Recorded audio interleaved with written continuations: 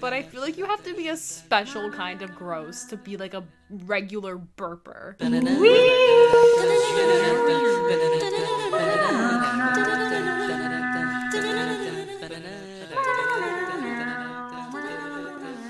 Hello and welcome everyone to Dr. What. Today we are going over episode 11 of season 1, Boomtown. I'm Sarah Trainer. And I'm Jeannette Chen.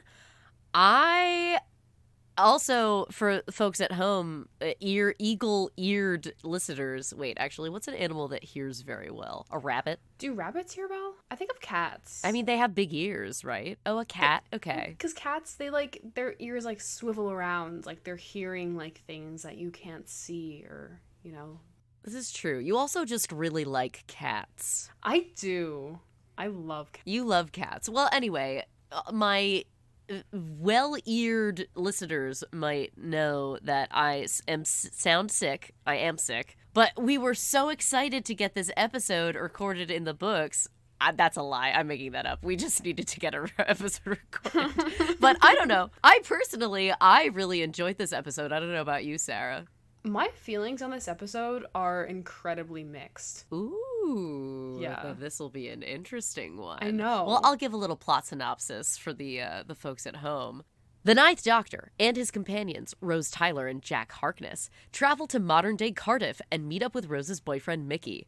There, they discover that their enemy, Blonfel Foch Pasamir de Slitheen, is very much alive, if without an easy escape route from Earth, and is willing to rip apart the planet to ensure her freedom. Yeah. Yeah, that's the episode. That is the episode. It's true. Also, what a name. Blonfel Foch Pasamir de Slitheen. I love that name. Right? New baby name just dropped. I think that's a pretty cunty name. Even if the character isn't so cunty. But we'll get into that. Whoa! We'll talk about it. We're gonna get into it over Blonde. Yes, but let's hear some fun facts, shall we? Yes, we shall. So this episode was written by Russell T Davies, the man himself. He brought back Annette Badlands, the actress for Blonde so-and-so, after realizing she had so few lines in her previous appearance. So that is what it is. I feel like I'm sounding so bitter. I didn't hate this episode. Anyway, so... I was gonna say, you sound like a real hater right now. I don't know. I'm in my hating era. Whoa. The French title for this episode is The Cardiff Explosion. It's in French. I don't know how to pronounce it. And the Japanese title is The Cardiff Explosion. It's L'Explosion de Cardiff. You were close. Okay, so L'Explosion de Cardiff. There you go. You are French Canadian. Yeah, barely. Yeah, enough. Enough. Sarah said the hater is jumping out and its teeth are going for the throat. The throat of a Quebecois. Okay.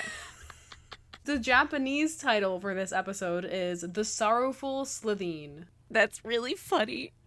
Why didn't they give the Japanese translation? I don't know, honestly. Yeah, that's strange that they didn't. They just gave it in English and not in Japanese at all. I'm just imagining, though, you know that image of the ant with the bindle? No. I don't know what a bindle is. Oh, a bindle is a stick with, a kerchief that's, tied to the top of it. No,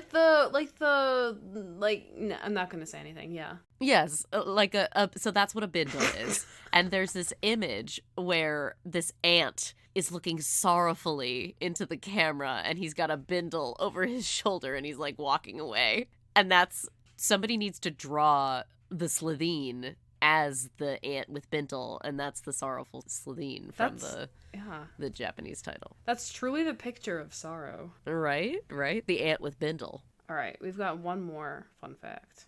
The episode was a replacement for a story called The New Team by Paul Abbott, who, coincidentally, is the creator of Shameless, which would have been set in Pompeii. More importantly, it would have revealed that Rose was created by the Doctor to be the perfect companion. This was never filmed because Abbott couldn't do rewrites, and Davies disliked the dark twist about Rose. Yeah, that sounds crazy. Yeah, I feel like we touched upon this earlier. I don't know if we talked about it in the podcast or if that was something that I like read outside of our podcast, but I remember hearing about this perfect companion twist, and yeah, it's stupid. I'm glad that they didn't put it in. Yeah, I don't remember discussing it, but yeah, I don't buy it. Yeah. So what was your favorite part about the episode? You liked it so much. I want to hear what you liked about it. Well, okay, I didn't like it so much. You know, it was definitely just one that I kind of enjoyed in the books. It didn't make me be like, I love this episode like the original Cardiff Rift episode, The Unquiet Dead. But my favorite part, which I'm surprised that you said she was so uncunty, because I actually thought that Ms. Blonde Margaret Blaine was super cunty. I really liked her in this episode. She was she was my favorite part, I think. I liked what they did with her character, and then I do think, I mean, we'll get into this with the least favorite part. What they did with her at the end to kind of like resolve it was whack as hell. The ending of the episode was just completely bizarre. And I was doing some reading up on the wiki, just kind of like scrolling down as I do when I was looking at the plot synopsis, and learning that this episode is like a big tie-in with the Torchwood spin-off then made it make a little bit more sense, because I'm like, oh, there's like a whole angle that we're not getting here. But then it's just kind of like, well, it ends badly for no reason just because of the Torchwood tie-in, I guess. I don't know. It was very strange the way it ended. But I really liked that date scene. I thought that was really quite good. Dinner and bondage. Dinner and bondage works for me. That's what she said. And I was like, tea? Dude, when I heard that I think that may have been what introduced me to bondage. Sarah. Or rather, what helped me... Be serious. What helped me, Sarah. Like, why I know what that means. Be so for real right now. You're gonna have to, like, edit parts of that.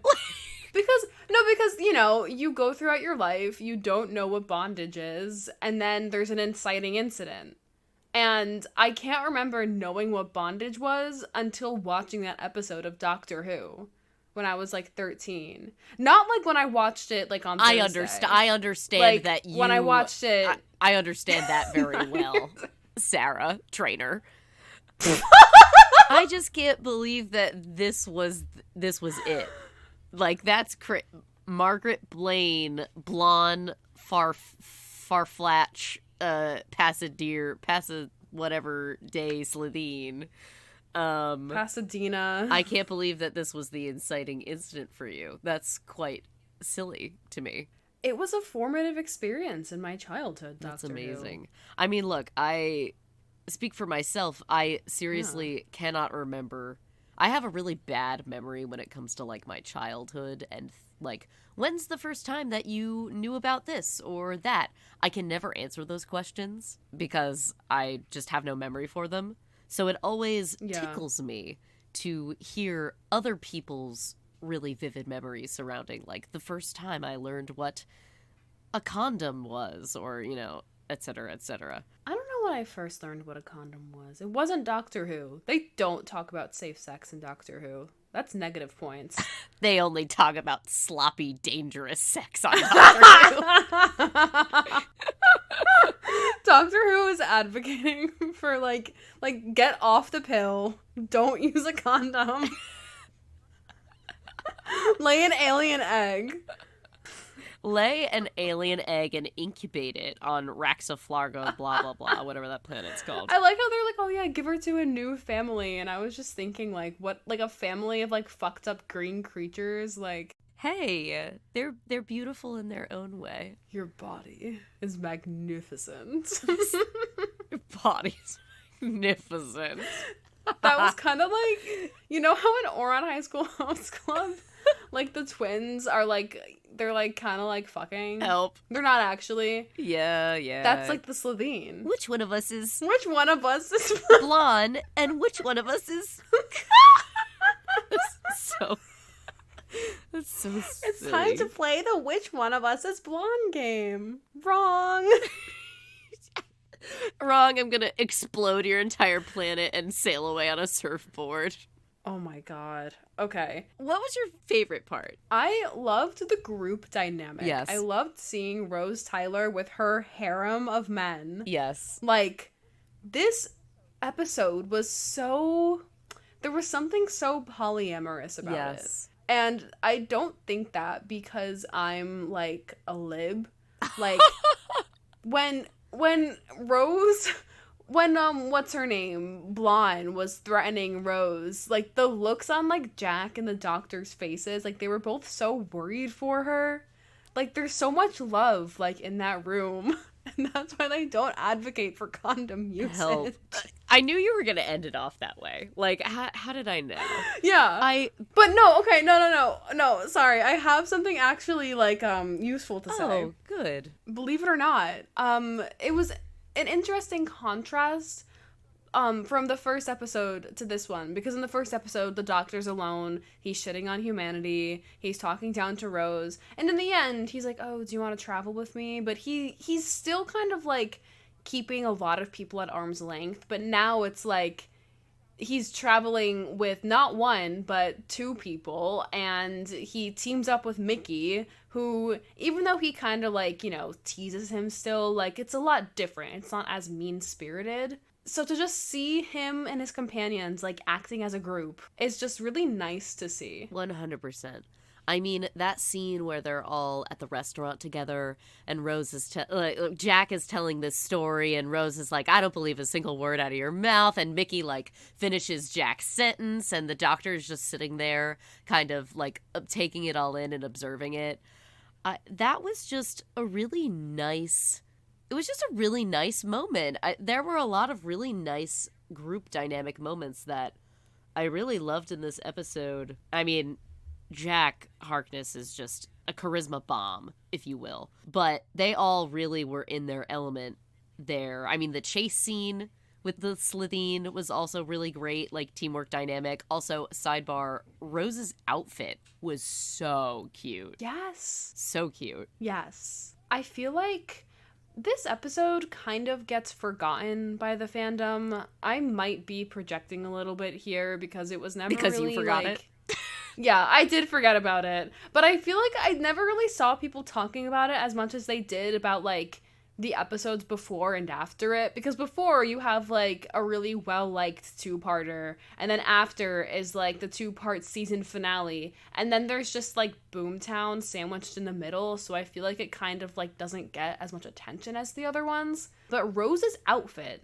Like, everyone does fan art of her in that outfit. Like, I feel like everything that I see about Boomtown, like, maybe 80% of it is, like, focused on Rose's outfit. And for good reason. It's amazing. It is so cute.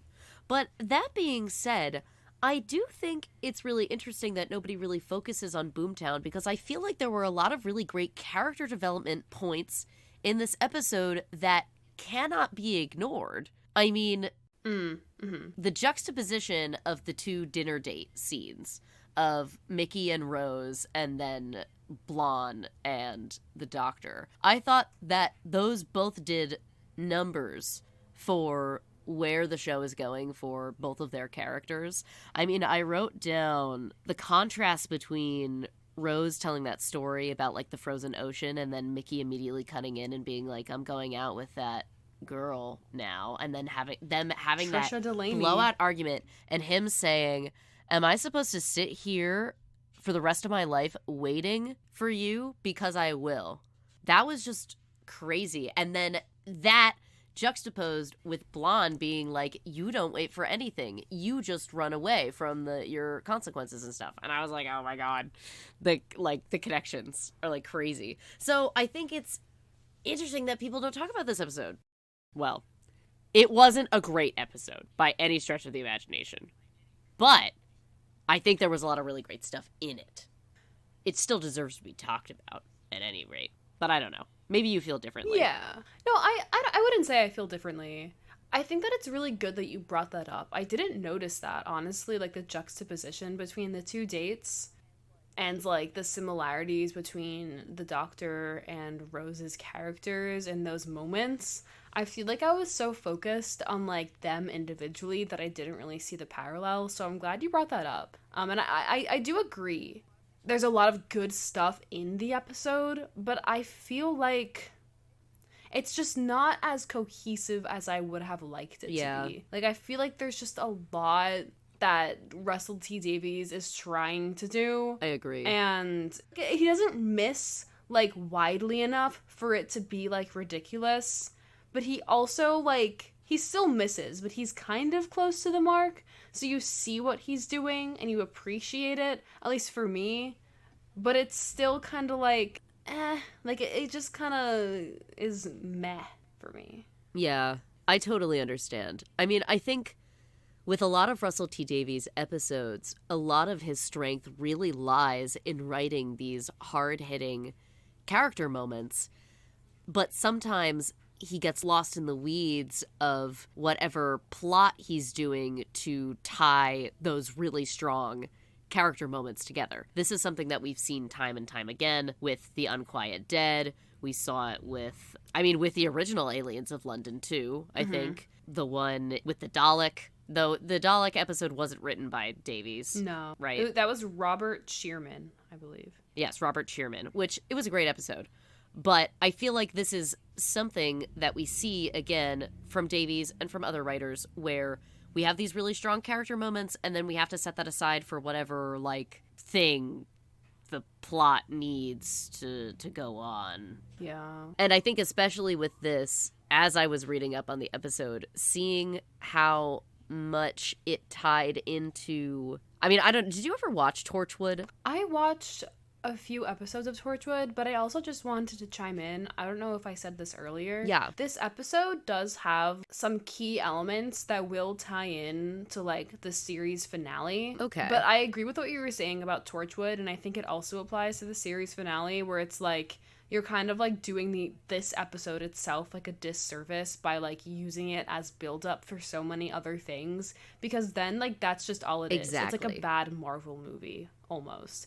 Not to, like, say that they're exactly the same, but you know what I mean? Like, the things that are wrong with bad Marvel movies, it's like, you have to, like, consume all this other content to understand it. Like, it should be well on its own. Exactly. I'm glad we're on the same page about that.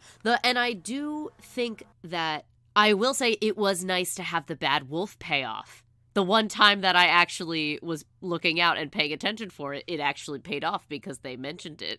And it was just like Repo Man, which I know I've mentioned Repo Man on the podcast before, but you know, you see a plate of shrimp and then everywhere it's like you're seeing plate, shrimp, and plate of shrimp, the great cosmic unconsciousness. That's just like Bad Wolf. And then, you know, the Doctor saying that, like, oh, him kind of like dismissing that. I was like, it's definitely not nothing. Yeah. I see what you're doing. It's definitely not nothing. But I felt very proud of myself, and then I didn't feel proud of myself because I was like, well, they're very obviously pointing it out now. So this is the one time where I am actually really meant to see it. So I was kind of like, oh, well. Yeah. 0 points for Jeannette on the Bad Wolf front. I feel like, honestly, it would have been, like, more effective. I mean, I know that it's the episode before, like, the finale, so maybe they want to, like, draw attention to it, but I think they could have saved that for later. Yeah. I feel like when he said, like, the phrase for Bad Wolf in Welsh, I was like, oh, like, that kind of sounds like Bad Wolf. Like, I don't know. Yeah, I think it could have waited. I think it could have waited a little bit, but... Yeah, c'est la vie. C'est la vie. All right. Well, I feel like we've kind of touched upon already what our least favorite parts of the episode are just by talking about the episode as a whole.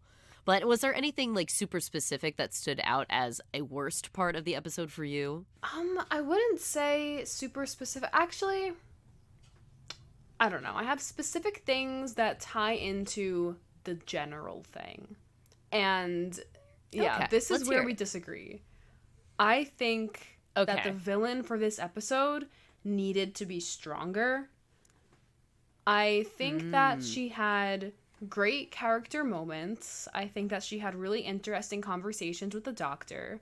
But it was so weird to have, like, one of the Slitheen be the one to, like, call the doctor out on, like, his past, like, actions and kind of, like, test him. It's like, this is the farting alien.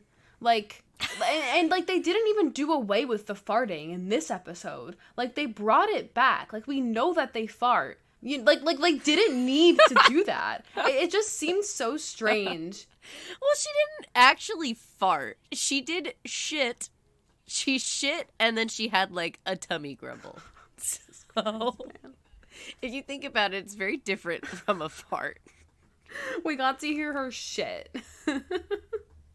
It was just... Okay, anyway, yeah, please. So stupid. It was... Continue with your... Yeah, it your was thing. a little much. And it was just not doing it for me. Like, I feel like I can see so clearly what Russell T Davies is trying to do.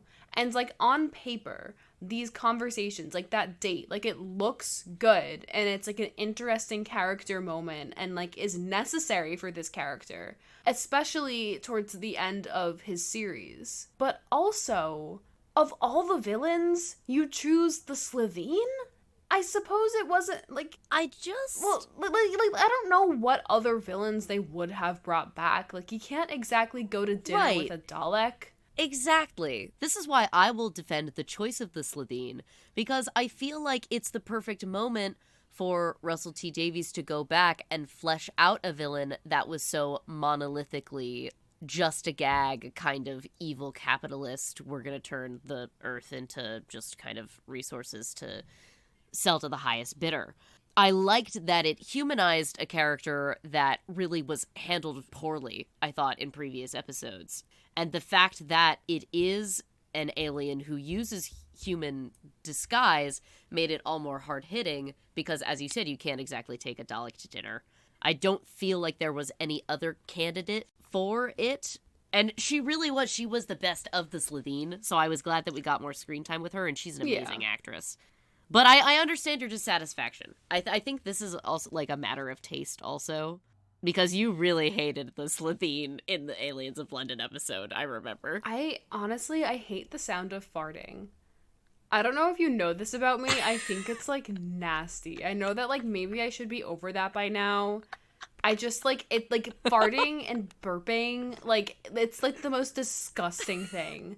And the way that, like, she's running into the toilet and she's, like, shitting into it, and the other woman's like, oh, like, looks like we got you just in time. I'm, like, gagging. Like, I hate it. So, like, that also, like, my own personal feelings on that definitely play into that. Okay, well, that makes a lot more sense now. Yeah. I mean, I also... Like, man, this really bothers Sarah a lot. I didn't think it was that. No, it's because you have, like, a specific phobia against... I really do. Shitting, farting, especially burping. Like, burping is, like, nasty to me. Like, farting, like, we all do it, but I feel like you have to be a special kind of gross to be, like, a regular burper. That's, like, and when it, like, smells, it's, like... The regular burper. I hate it. Oh my god, I'm like, crying. But not to... No, that's very fair. I do think that the bodily humor is very juvenile, and we can do better now. I think, but it's also the kind of humor that has been perpetuated for thousands of years since, Aristophanes, whatever. But they didn't need to really bring it back for this episode. I do agree. Like, they didn't need to make a nod to it at all. It was kind of like, oh, I see that woman's face. I think of shitting and farting. You don't need to remind me.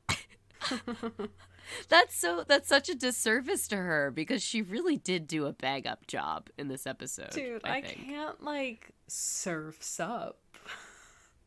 We were talking about this before recording, but just, like the premise of it. Like, she was going to escape by riding a sci-fi surfboard off the waves of the explosion into space. That's insane. And like I feel like you can ignore it, like, oh yeah, like, oh, she's gonna surf into space, LOL, and then she says like surfs up. Like, it is just I can't even say that I dislike it. Like, I'm not gonna like knock it because it's obviously meant to be campy, but like I just I don't like, okay. All right. Enough. Would you have preferred if she said cowabunga? Maybe. Could you imagine? Cowabunga. She goes cowa burp unga, and then that really like ties the whole thing together. I could see that happening though. That would happen in like an outtake. I bet there's a version where that happens. 100%. It's Doctor Who. It's Doctor Who. When I was watching the episode, Jack, my partner, walked into the I don't know why I awkwardly paused there. My partner. He walked into the living room and he was like, "So are the special effects like supposed to be bad? Like, is that intentional?" Like, genuinely like wondering. And I was like, well, it was like 2006. Hell. And he was like, that's even bad for 2006. I was like, I don't know. And I'm like, oh God. Yeah, I think it is part of it. Like, Daleks were created by upside down trash cans. So there's always going to be an element of like a little cringe, a little camp, but a lot of heart. Exactly. I think that is what is so charming about Doctor Who. Like, if it had the highest budget special effects, like, then it wouldn't be as good of a show. There's just something so great about bitching and moaning about how bad this, episode's special effects were, or what worked and what didn't, how ridiculous it is. It balances the hard-hitting emotional stuff with, oh, but this was ridiculous. You know what I mean? This is what's really great about Merlin also. I don't know if there's any Merlin listeners in the crowd. Are. I mean, your friends are listening, right? Yeah, this is true. Hey, Gab and SJ. Oh my God. Friends of the podcast, Gab and SJ. Everybody go and listen to the Secret Treehouse podcast, Friends of the podcast, Gab and SJ, besties for life. Where was I going with this? Oh, yeah, but the Merlin and Doctor Who crossover is, I'm sure, extreme.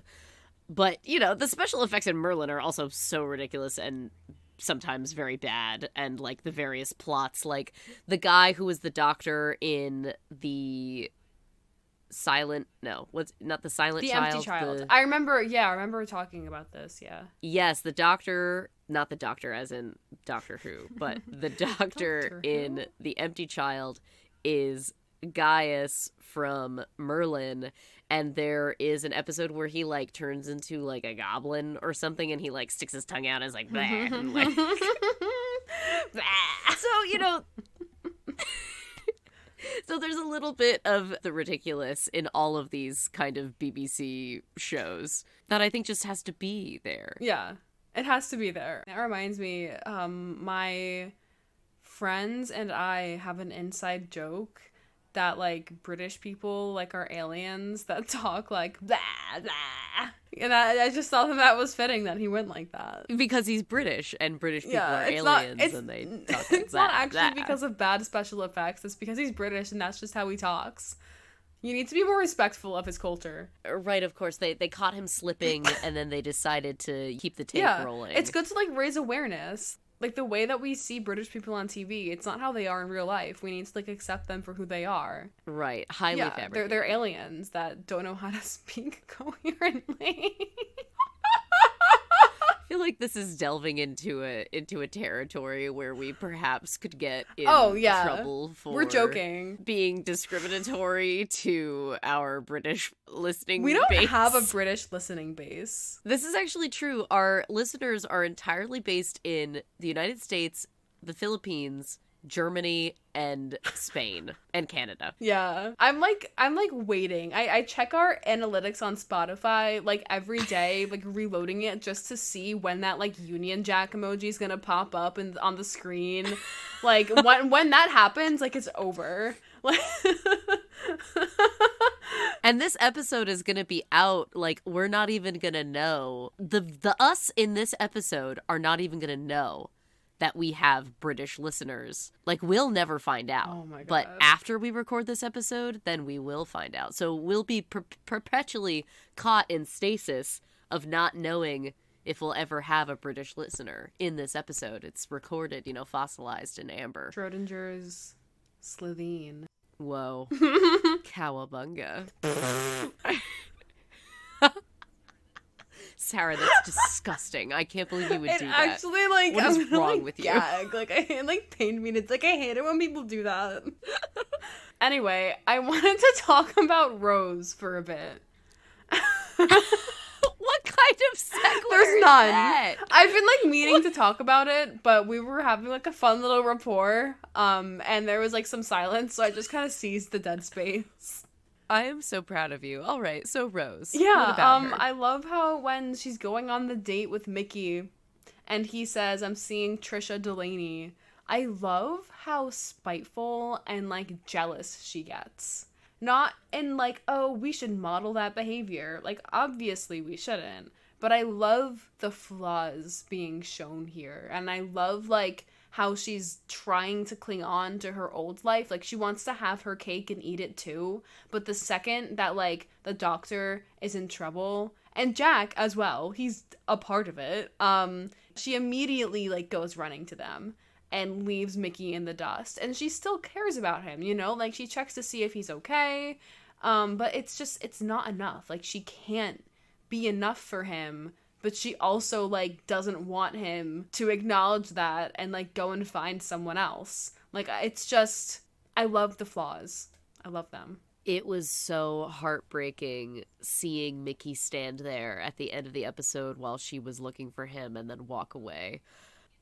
At the beginning of the episode, I was like, oh my god, yay, Mickey. Oh, they might go to a hotel. Like, I'm so happy they're so cute together. Him really bashfully asking her out, and then her, like, really giggly being like, yes, and then how quickly it falls apart. Because they can't play normal. They cannot go back to the way things were. And it's very evident by the way he has tried to move on, quote unquote, by dating this new girl, and the way she has, obviously she's been traveling with the doctor, that's her thing. It's just, how it falls apart. And yet Mickey still says, am I supposed to sit here the rest of my life waiting? Because I will. He will still wait for her. Even if he's burned by this, like, he doesn't wait for her at the end of the episode, he's still gonna be there, which is the worst part, because he deserves better than that, and Rose knows it. Yeah. Everything you said. Yeah. Man. Jack is so hot. He kind of was, like, flexing his muscles this entire episode. He was on the floor, oh my god, like, working Dude. on the mechanics of the TARDIS. His little, like, outfit this episode. His little outfit, his slutty little outfit, and then, like, Mickey's, like, big jacket. Like, there's just, like, it made me giggle. There was some great fashion in this episode. Yes. I was like, Matt, like, the queer polycule, put a finger down if you're one of these guys kind of situation. God. Yeah. The tag yourself memes of 2017. Yes, tag yourself. Yes, Yeah. That's what I mean. Like, they are so that. They are. When, like, Jack did, like, that W with his fingers in Mickey's face. Yes. That's all. Just, like, yeah. Yeah? Don't want to elaborate? No, it's just, like, when that happens, like, I think that was perfect. I think it was funny. I think he is beautiful. And there's just so many clouds in my brain right now, like, caused by Jack Harkness. Like we can't even, like we have to stop having a podcast now, because how am I going to be able to talk when, like, he exists just, like, in my brain, like, fixing the TARDIS and, like, looking like a... Sarah, you have to keep going until we get to the part where he's in the room from the Tumblr post that I reblogged that you were like, you can't watch this yet. Dude. I don't even know what episode it's from. It's like I don't know anything about what was going on. It's part of like the season 3 finale. Oh. Oops. Whoopsie. But it was just so delectable the way they were interacting. Like, it was, you know, Jack and then the doctor, and then, you know, it was in that room, and it was like, they were flirting. I can't help it. Felicia we dod.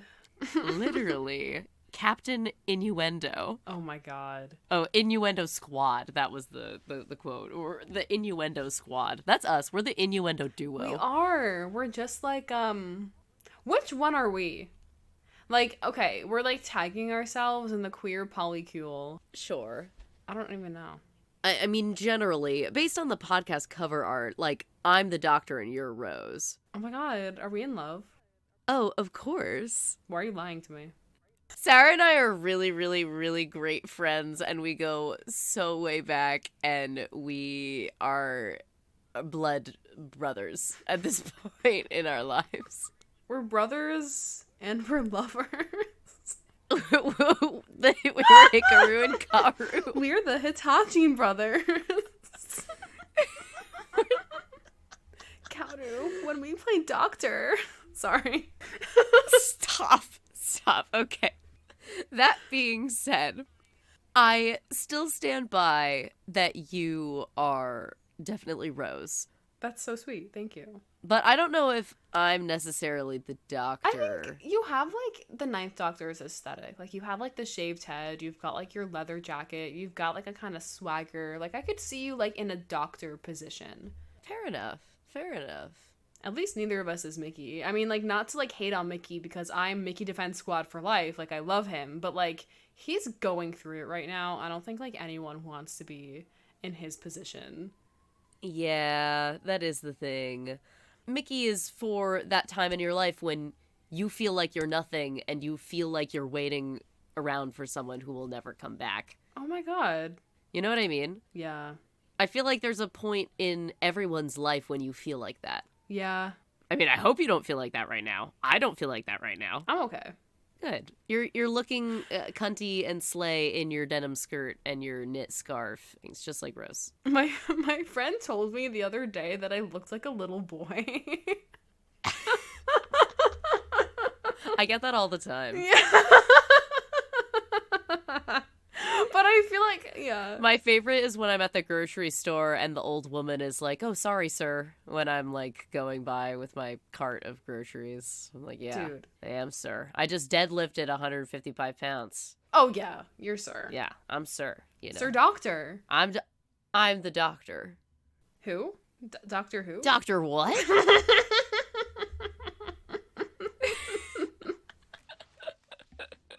I don't think I have anything else to say about this episode. I feel like we covered it. Like, it was very mixed for me. Good parts, bad parts, nothing, like, too egregious, nothing too amazing. I'm just excited to see what happens next. Yeah, I agree. I think that it was a good filler episode for in between a massive two-parter and a massive two-parter. That will be the finale. Yeah. Sorry, you said filler episode, and, like, I almost wonder if it would have been better if it had just been, like, random filler to see, like, all the characters bonding, which I suppose that's what this is, but then you have, like, Blonde interrogating the doctor about, like, her, oh my god. She heard the doctor. Her execution. Her execution. Oh. But, no, yeah, I meant the doctor. She? The Miss doctor? Doctor. Oh, I see you, Miss Doctor. In your butch leather coat? Anyway. Just, like, you know, like, interrogating the doctor on, like, his actions and everything. And I don't know, maybe we just needed, like, a cartoony villain for them to, like, team up and defeat while Rose reckons with her relationship with Mickey in the background. Yeah, I wonder how that could have gone. I feel like the best filler is the kind that is like a really fun romp, but still lets you glean a lot of character information and a lot of like character dynamic. Yeah. I think that Doctor Who is very good at that, actually. Like, when they try, they are very good at that. Like, the first few episodes, like, especially Rose in The End of the World, perf. Yeah. So, like, they can do it. Yeah. We'll just have to wait and see if they do it again. Yeah, exactly. Yeah. All right. We'll catch you next time on Doctor What? What? You're not following our Instagram and Tumblr accounts? Dr. What? Follow us on Instagram at dr.what.podcast. I think in the last episode, I forgot the handle, and I double checked, and there are periods in between each word. And the Tumblr account, No, there are no periods. You can't put periods in Tumblr URLs. You're, I'm yeah, pretty no, sure. I trust you on that. Follow our socials or die.